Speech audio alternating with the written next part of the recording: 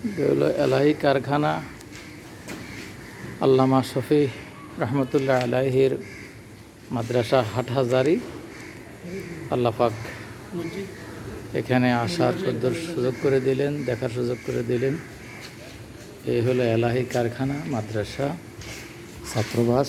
এটা হলো ছাত্রবাস। কি দেখাবো, শেষ নাই। হিন্দি গরু জবা করে, হিন্দি খাবা, হিন্দি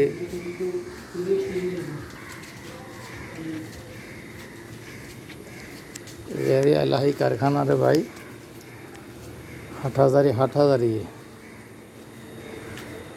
শিকল, হ্যাঁ সব শিকল দিয়ে বান্ধি রাখছে। করার কিছু নেই না, এই অবস্থা। আল্লাহ আসার সুযোগ করে দিচ্ছে। এই ছাত্রবাস, এই হলো হাটহাজারি মায়াল ইসলাম। আল্লাহ পাক